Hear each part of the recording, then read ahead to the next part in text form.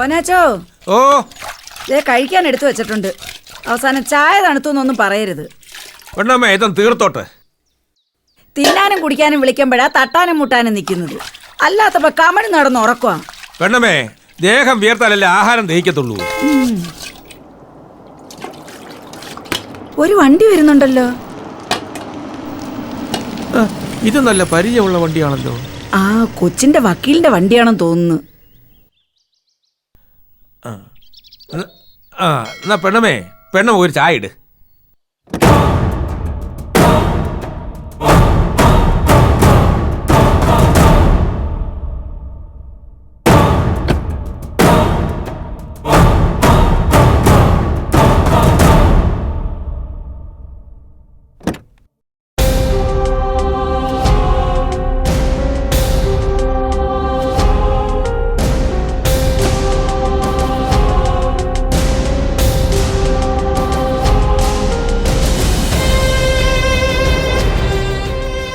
വാ പെണ്ണമ്മാമോ, എന്തൊക്കെയുണ്ട് വിശേഷം? എന്ത് വിശേഷം?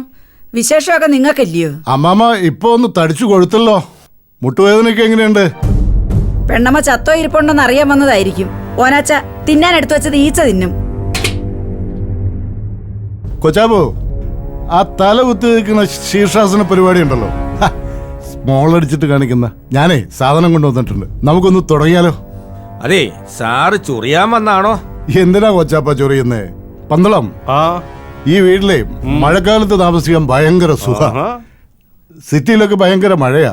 ഇവിടെ ഒരു നൊസ്റ്റാൾജിയ അല്ലേ? ഇത് ശരിക്കുള്ള നമ്മുടെ തറവാടാ. മനസ്സിലായി. എപ്പോഴും പറയൂല്ലോ, ശരീരം അവിടെയാണെങ്കിലും മനസ്സെവിടെയാന്ന്. ഈ വീടും ഈ പറമ്പും ഈ റബ്ബർ തോട്ടം ഈ കായ്കനികളും എല്ലാം എനിക്ക് അങ്ങോട്ട് പിടിച്ചു. ഒരു കലാകാരൻ വളരണമെങ്കിലേ ഇങ്ങനത്തെ ഒരു അന്തരീക്ഷം തന്നെ വേണം. കൊച്ചാപ്പ, പിന്നെ ഞാൻ അന്നേ പറഞ്ഞാലേ ഈ ഷീറ്റൊക്കെ ഒന്ന് മാറ്റണമെന്ന്. ഇതൊന്ന് പൊളിച്ചു മാറ്റിയിട്ട് നമുക്ക് കോൺക്രീറ്റ് ആക്കണം. നമ്മുടെ വണ്ടി കയറ്റിയിടണ്ടേ? ഇവിടെ 2-3 വണ്ടി കയറി നിൽക്കും. നല്ല സ്പേസ് ഉണ്ട്. ആ വൃത്തികെട്ട സാധനമൊക്കെ പൊളിച്ചു കളയണം. പിന്നെ പന്തളം, നമുക്ക് മഴ കഴിഞ്ഞാൽ ഈ വീടൊന്ന് പെയിന്റ് ചെയ്യാലോ. വെച്ച വീടാ? അതെ, ഇത് വേറൊരു പാർട്ടിയുടെ ആയിരുന്നു. ഞാൻ മനസ്സിൽ കല്യാണം കഴിഞ്ഞ് വന്ന് താമസിച്ചത് ഇവിടെയാണ്, വാടകയ്ക്ക്. പിന്നെ ഇതങ്ങ് വാങ്ങിച്ചു. പുറയിലെ ഒരു 10-40 സെന്റ് സ്ഥലമുണ്ട്. അവിടെ റബ്ബറൊക്കെ വെച്ചിരിക്കുക. അപ്പൊ നല്ല വരുമാനാണ്. ഇതൊക്കെ ആരെടുക്കണേ? അനുഭവിക്കുന്ന ആള് ദാ നിൽക്കുന്നു. കൊച്ചാപ്പനും കുടുംബമല്ലേ ഇവിടെ വാടുന്നേ, അല്ലേ കൊച്ചാപ്പ? എന്റെ ഭാര്യ ഉണ്ടോ? അൻസിമോളെ കാണാൻ വന്നോ അതോ കണക്ക് ചോദിക്കാൻ വന്നോ? കണക്ക് പറയേണ്ടവരുടെ അടുത്ത് പറഞ്ഞ പോരെ കൊച്ചപ്പ. എടോ ബേബി, നമുക്ക് ഈ വീടൊക്കെ ഒന്ന് കാണണ്ടേ? അതെ, മോൾ അവിടെ ഇല്ല. അവള് കൊച്ചിനെ കൊണ്ട് പുറത്തു പോയിരിക്കുക അലക്സിന്റെ വണ്ടിയില്. ഇപ്പൊ വരും. ഇപ്പൊ മോനോ? മോനകത്ത് കിടക്കുമല്ലയോ? അപ്പൊ അലക്സ് തന്നെയാണ് ഇപ്പോഴും ഡ്രൈവർ അല്ലേ? നമ്മുടെ മറ്റേ ഡ്രൈവർ അല്ലേ? അപ്പൊ പുള്ളി ഇവിടെ തന്നെയാണോ പൊറുതി? നമ്മുടെ ആൻസിയുടെ അനീതിയല്ലേ അവൻ കെട്ടിയിരിക്കുന്നേ? അപ്പൊ അക്ഷരാർത്ഥത്തിൽ ഒരു കൂട്ടുകുടുംബാണ്. ഒരു ഭർത്താവും 2 ഭാര്യമാരും. കൊള്ളാം. വാടിയിൽ ഓരോന്ന് കൊണ്ടുവച്ചേക്കും മനുഷ്യനെ നശിപ്പിക്കാൻ. ആള് കൊള്ളാലാ. അതെ, ഇത് നമുക്ക് മൊത്തത്തിലൊന്ന് ശരിയാക്കി എടുക്കണം. ആയിക്കോട്ടെ.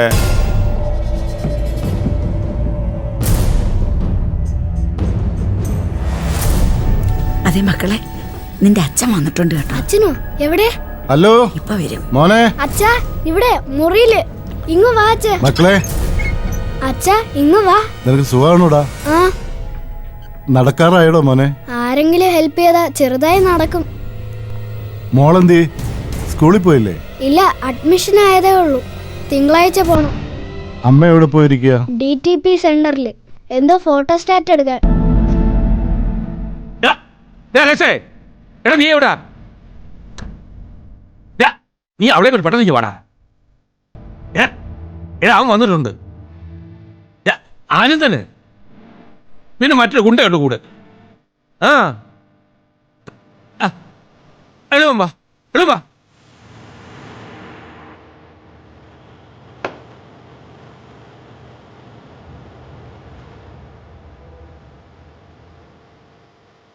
മോനെ, മോനോട് ഹാപ്പിയാണോ? സാദത്തിന്റെ വീട്ടിനടുത്ത് അച്ഛൻ വീട് വാങ്ങിയെന്ന് പറഞ്ഞതല്ലേ? എനിക്ക് ആ സ്കൂള് മതി അച്ഛാ. അമ്മ അച്ഛനോട് പറയാതല്ലേ ഇതെല്ലാം ചെയ്തത്. അച്ഛനും അമ്മയും കൂടെ വഴക്ക് വേണ്ട അച്ഛാ. അച്ഛനല്ല മോനെ വഴക്കിടുന്നത്, അമ്മയല്ലേ. എല്ലാരും പറഞ്ഞല്ലോ അച്ഛനാണ് വഴക്കിടുന്നതെന്ന്. എന്താ കേസ് കൊടുക്കുമെന്ന് പറഞ്ഞു. ആരാ പറഞ്ഞേ? ആനിക്കുഞ്ഞമ്മ. മോനെ അത് അച്ഛനായിട്ടൊന്നും ചെയ്യുന്നതല്ലല്ലോ. പിന്നെ മക്കൾ നടക്കാറാവുമ്പോ അച്ഛൻ കൊണ്ടുപോയിട്ട് ആ സ്കൂളിൽ തന്നെ പഠിപ്പിക്കാം രണ്ടുപേരെ. അപ്പൊ ആമയും വരുമോ അച്ഛാ? വരും, രണ്ടുപേരെയും കൊണ്ട് പഠിപ്പിക്കും. അപ്പൊ അമ്മയും വരുമോ? വരോ അച്ഛാ?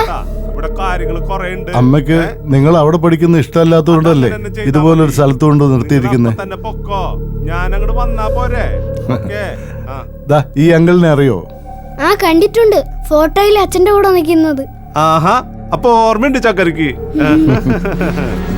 ആൻസിയെ വിളിച്ചായിരുന്നോ? ആ വിളിച്ചു ഇപ്പൊ വരും. ആ നോട്ടീസ് പറഞ്ഞിരിക്കുന്ന പോലെ കാര്യങ്ങളൊക്കെ അച്ചട്ട.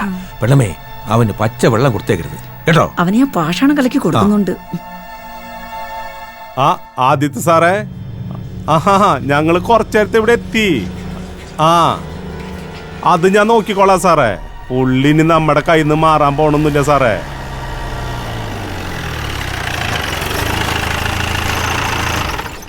അവളെ ആ ഡ്രൈവറില്ലേ അലക്സ്, ആ അലക്സിന്റെ കൂടെ ജീപ്പി വന്ന് ഇറങ്ങിയിട്ടുണ്ട്.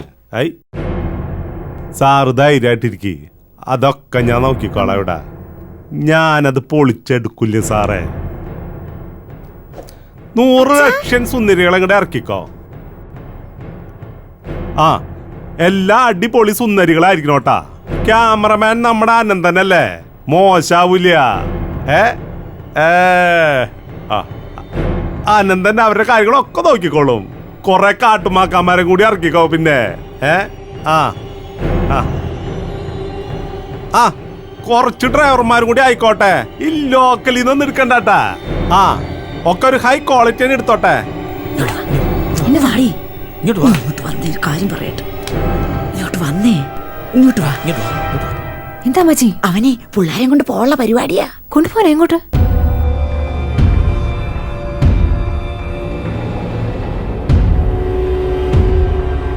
പെണ്ണമ്മ കേട്ടതാ, അവിടെ കൊണ്ടുപോയി മോനെ ഡോക്ടറെ കാണിക്കാണെന്ന് പറഞ്ഞ് കൊണ്ടുപോവാനാ. അതിനുള്ള പദ്ധതിയാ. പിന്നെ വിടത്തില്ല. കുഞ്ഞുങ്ങളുടെ മനസ്സ് മാറിയാലേ സംഗതി മാറി. മോളെ, മോളി ചെന്ന് നമ്മുടെ കാര്യം തറപ്പിച്ച് പറ.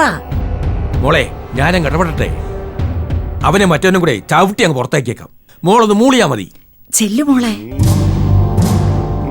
ചെല്ലു മോളെ, ചെല്ലു മോളെ. ഇയാളെയും കൊണ്ട് അനന്തു ഇങ്ങോട്ട് വന്ന് കേറിയിട്ടുണ്ടെങ്കിൽ എന്തെങ്കിലും പ്ലാൻ ചെയ്തിട്ട് തന്നെ ആയിരിക്കും. ചെല്ലു മോളെ അങ്ങോട്ട്. നീ അങ്ങോട്ട് ചെല്ല്. മിടുക്കനായിട്ട് വേഗം ഇറങ്ങണം. അതെ, എല്ലാരും ഒന്ന് ഇറങ്ങിക്കേ. എനിക്ക് കൊച്ചിന് ഭക്ഷണം കൊടുത്തിട്ട് മരുന്ന് കൊടുക്കാനുള്ളതാ. ഇറങ്ങ വന്ന് കേറിയിരിക്കുന്നു ഓരോരുത്തർ. അങ്ങ് ഇറങ്ങ. ഇനി കൊച്ചിന്റെ കാര്യം നോക്കാനുള്ളതാ. അങ്ങ് ഇറങ്ങിക്കേ. ആരായാലും ശരി, അങ്ങ് ഇറങ്ങ. നിങ്ങള് ഭാര്യയും ഭർത്താവും, ഞാൻ അങ്ങോട്ട് ഇറങ്ങിക്കോളാം. ബേബി, അവിടെ ലെഫ്റ്റ് സൈഡിൽ ഒരു മുറിയുണ്ട്, ഗസ്റ്റ് റൂമാ. അവിടെ പോയി സെറ്റിൽ ആയി. നമ്മള് 2 ദിവസം പോണില്ല. നമ്മളിവിടെ താമസിക്കാൻ പോണ്. ഞാൻ പെട്ടെടുത്ത് വെച്ച് റെസ്റ്റ് ചെയ്യാം. എടുത്തു വെച്ചോ, ഇത് എന്റെ വീടാ. ഇവിടെ നിന്ന് ആരും ഇറക്കി വിടത്തൊന്നുമില്ല. ചെല്ലേ. ഇവിടെ നല്ല നാടൻ കോഴി കിട്ടോ? നാടൻ കോഴി കിട്ടോ? നാടൻ കോഴി ഇവിടെ കിട്ടില്ല. മട്ടൻ കിട്ടോ? മട്ടൻ കിട്ടും. ഒരു 5 കിലോ മേടിച്ചോ? പൈസ ഞാൻ തരാം. സാധനം കൂടി മേടിച്ചോ? അലക്സേ, ആ മുറി ഒന്ന് കാണിച്ചു കൊടുത്തേ. എനിക്ക് മുറി കാണിച്ചു തന്നടോ. ഓ വാ, ചെന്ന് കാണിച്ചു. ഇത്ര മാസത്തില് പിടുത്താം. ഇത്തിരി കുറയ്ക്കടോ.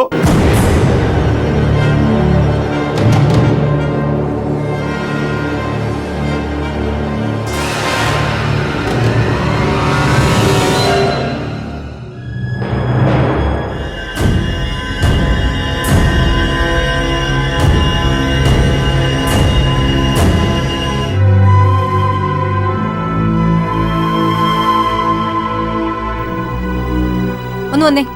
എങ്ങോട്ട്? ഇങ്ങോട്ട് വരാനല്ല പറഞ്ഞു. ഇവിടെ വാ. ഇങ്ങ് വരാൻ. വന്നേ. ഇങ്ങ് വന്നേ. ഇങ്ങോട്ട് വരാനാ പറഞ്ഞു.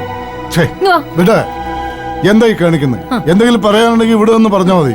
10-20 വർഷമേ കുടുംബമായിട്ട് ഒരുമിച്ച് ജീവിച്ചത് ഈ നാട്ടുകാരെ മുഴുവൻ വിളിച്ചു വരുത്തി അവരുടെ മുമ്പിച്ചാണോ? ആണോന്ന്? എന്നിട്ട് ഇപ്പൊ ഒരു കുറച്ചില്. ഇങ്ങ് വന്നേ. ഇങ്ങോട്ട് വരാനാ പറഞ്ഞത്. കേറങ്ങോട്ട്.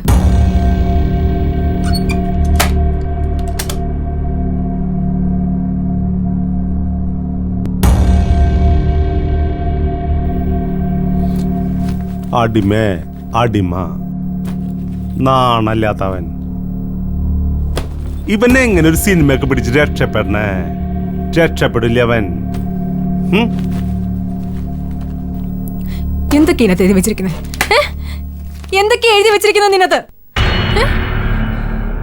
പറഞ്ഞു പറഞ്ഞു ഓർമ്മ വെച്ച നാള് മുതൽ വ്യഭിചരിച്ച് നടക്കുന്ന പെണ്ണാക്കി വെച്ചിരിക്കുക എല്ലാവരും കൂടെ എന്നെ. നിങ്ങൾ വലിയ കോടീശ്വരാണെന്ന് മനസ്സിലാക്കി ഞാൻ വന്ന് കഴുത്തി തൂങ്ങിയതാണെന്ന്. ആണോ? ഞാനാണോ വന്ന് കഴുത്തി തൂങ്ങിയത്? പറ, ഞാനാണോ കഴുത്തി തൂങ്ങിയത്? കഴിഞ്ഞ 5-6 വർഷം നമ്മൾ ജീവിച്ചത് എങ്ങനെ നിങ്ങൾക്ക് ഓർമ്മയുണ്ടോ? ഓർമ്മയുണ്ടോ നിങ്ങൾക്ക്? നമ്മുടെ പിള്ളേര് വിശപ്പറിയാതെ പോയത് രാവിലെ 7 മണി മുതൽ രാത്രി 9 മണി വരെ ഞാൻ ജോലി ചെയ്തിട്ടാ. വ്യഭിചരിക്കാൻ നടക്കുമായിരുന്നു. പിന്നെ നമുക്ക് എന്തിനായിരുന്നു ഇത്ര ബുദ്ധിമുട്ട്? ഇതൊക്കെ പറഞ്ഞവർക്ക് ഇത്ര പോന്ന കോമൺ സെൻസ് കൂടെ ഇല്ലേ? എനിക്കറിയാം, അനന്ത് ഇതൊന്നും അറിഞ്ഞിട്ടുണ്ടാവില്ല.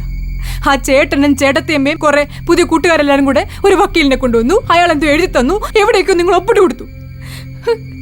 ഇതൊന്നും നിങ്ങൾ വായിക്കാൻ നിന്നില്ലേ? എന്തു ഇത് കൈ കിട്ടുന്ന സ്വന്തം ഭാര്യയുടെ കയ്യിലാണെന്നോ ഇത് വായിച്ച ഒരു പെണ്ണിന് വേദനയ്ക്കോ നിങ്ങൾ ഓർത്തില്ല.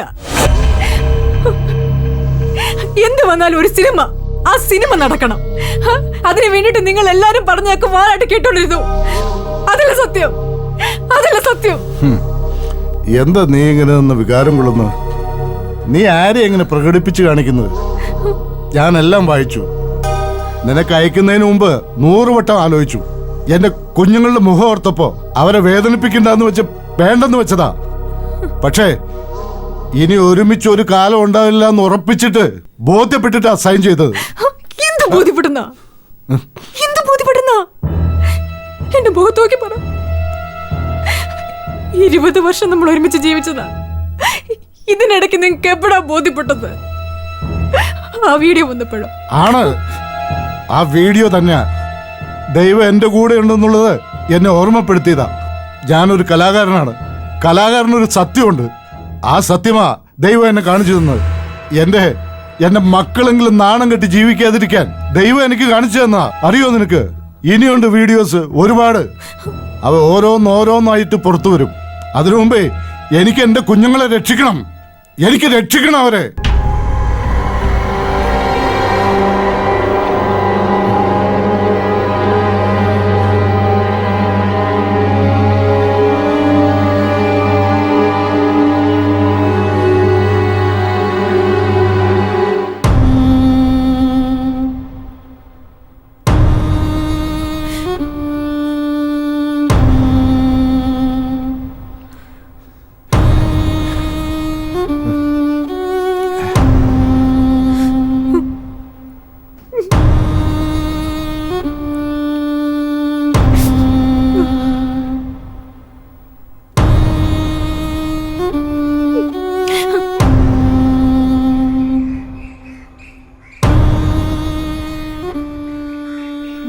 അപ്പാപ്പന്റെ കാറ്.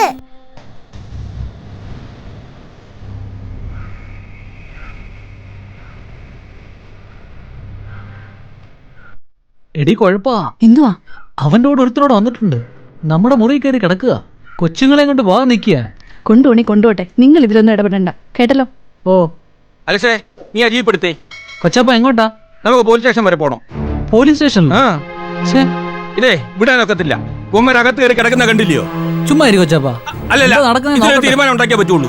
ഇതങ്ങനെ വിടാനൊക്കത്തില്ല. വേണ്ടാന്ന് കൊച്ചപ്പൻ ഇങ്ങോട്ട് വന്നാ. എന്തുവാ നിന്നെ കൊണ്ട് കാര്യമാണോ ഇത്? പറ്റത്തില്ല. പോലീസ് സ്റ്റേഷനിൽ പോയാൽ പറ്റത്തുള്ളൂ. പറ്റത്തില്ല.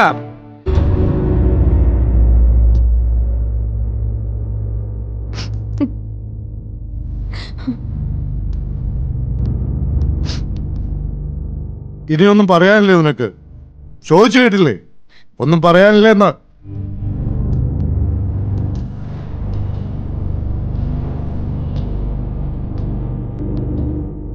ആ വക്കീൽ നോട്ടീസിൽ എഴുതിയിട്ടുള്ളതെല്ലാം സത്യമാണെന്ന് എനിക്ക് പരിപൂർണ ബോധ്യമുണ്ട്. അറിയാതെ പോയത് വേറെ ചില കാര്യങ്ങളാണ്. 20 വർഷം മുമ്പ് ആ ചക്രവാണി പ്രൊഡ്യൂസറുടെ മുന്നില് നീ കണ്ണ് നിറഞ്ഞു നിന്നു. രക്ഷപ്പെടുത്തി കൊണ്ടുവരികയായിരുന്നെന്നാണ് എൻ്റെ വിചാരം. പക്ഷേ നീ എന്തിനും തയ്യാറായി നിന്റെ ഇഷ്ടത്തിന് ആ മുറി കയറി ചെന്നതാണെന്ന് അന്ന് ഞാൻ അറിഞ്ഞില്ല. ഈ വീട്ടിൽ താമസിച്ചല്ലോ കുറെ കാലം. ഒരു കുടുംബം രക്ഷപ്പെട്ടോട്ടെ എന്ന് ഞാൻ കരുതിയിട്ടുള്ളൂ. പക്ഷേ എന്റെ കയ്യിലുള്ള മുഴുവൻ നീ ഊറ്റിയെടുത്ത് എന്നെ തെണ്ടിക്കുകയായിരുന്നെന്ന് അന്ന് ഞാൻ അറിഞ്ഞില്ല. നീ ജോലി നോക്കിയത് എന്റെ സിനിമ എന്ന സ്വപ്നത്തെ സപ്പോർട്ട് ചെയ്യാനാണെന്ന് ഞാൻ കരുതി. എന്റെ ആ ഗതികേട് മനസ്സിലാക്കി കിട്ടിയ ഫ്രീഡം മിസ്യൂസ് ചെയ്ത് നീ അഴിഞ്ഞാടി നടക്കുകയായിരുന്നെന്ന് ഞാൻ അറിഞ്ഞില്ല. പക്ഷേ ഇതിനിടയ്ക്ക് എനിക്ക് നഷ്ടപ്പെട്ടത് എന്റെ കരിയറിലെ ക്രിയേറ്റീവായിട്ടുള്ള 20 വർഷമാ. 20 വർഷം ഞാൻ ഒരു കലാകാരനാ. കല സത്യമാണ്. ക്യാമറയിലൂടെ കാണുന്നതും പകർത്തുന്നതും കാലത്തെ ഓർക്കും ചെയ്യുന്ന സത്യങ്ങളാ. കലാകാരന് മാത്രമല്ല, കൂടെ ജീവിക്കുന്ന സ്ത്രീക്കും ആ സത്യം ഉണ്ടാവണം, ആ പരിശുദ്ധി ഉണ്ടാവണം. നിനക്കത് ഉണ്ടായില്ല. ഒരുപാട് ഉദാഹരണങ്ങളുണ്ട് മുന്നിൽ. ചില പിഴകൾ വന്ന് കൂടുന്നതോടെ നശിച്ചു പോകുന്ന ഒരുപാട് കലാകാരന്മാരുണ്ട്. എനിക്ക് പറ്റിയതും അതാ. അത് തന്നെ പറ്റിയത്.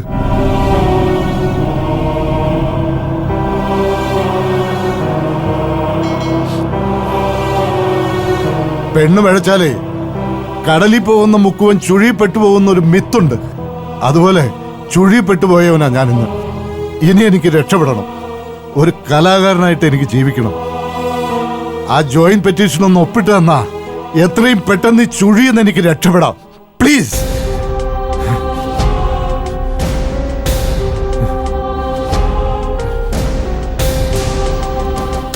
നിക്ക്.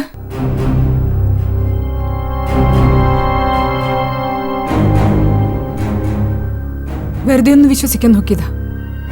ചേട്ടന്റെ ചേട്ടത്തിയമ്മയുടെയും കുബുദ്ധിയാണ്, വക്കീലിന്റെ ഭാവനയാണെന്നൊക്കെ. ആ ഡൗട്ട് തീർന്നല്ലോ. ഇപ്പൊ എനിക്ക് വെറുപ്പ് തോന്നുന്നത് എന്നോടാ. സ്വസ്ഥമായിട്ട് എനിക്ക് എന്റെ അനന്തുവിനെ കയ്യിലൊന്ന് കിട്ടിയാൽ തീരാവുന്ന പ്രശ്നമുള്ളെന്നാ വിശ്വസിച്ചത്. അനന്ത് പൊക്കോ, പൊക്കോ, അനന്ത് പൊക്കോ.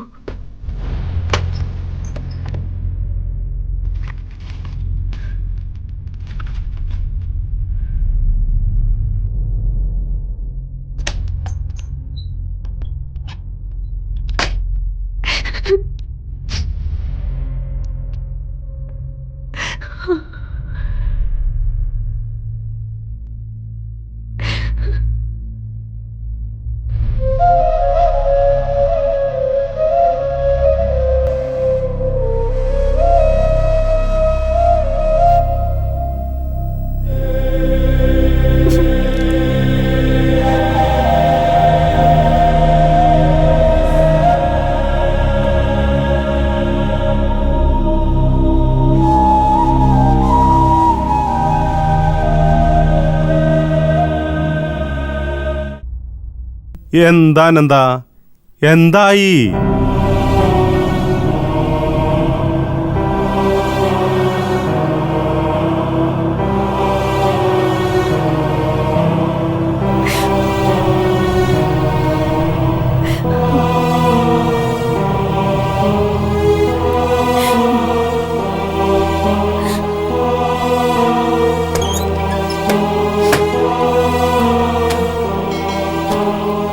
അയാൾ വന്നതേ പിള്ളേരെ കൊണ്ടുപോകാനോ അവിടെ പഠിപ്പിക്കാനോ ഡോക്ടറെ കാണിക്കാനോ ആണെങ്കിൽ ചേച്ചി എന്തിനാ അവിടെ തടസ്സം പറയുന്നത്?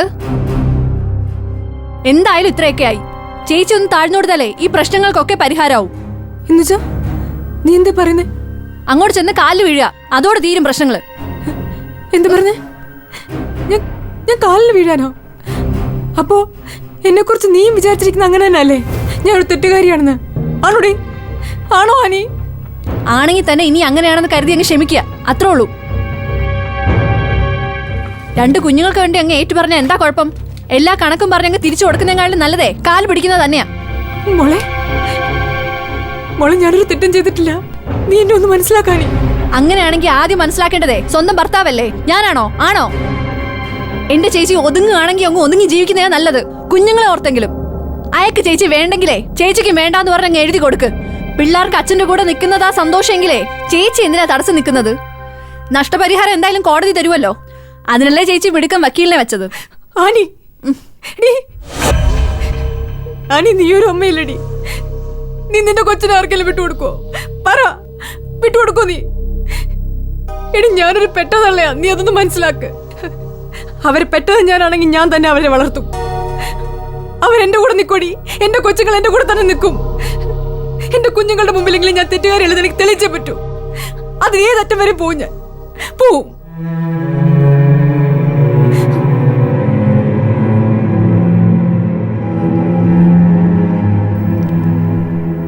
പിന്നെ ചെന്നു കൊടുത്താ മതി, പെങ്ങ എടുത്തേരും.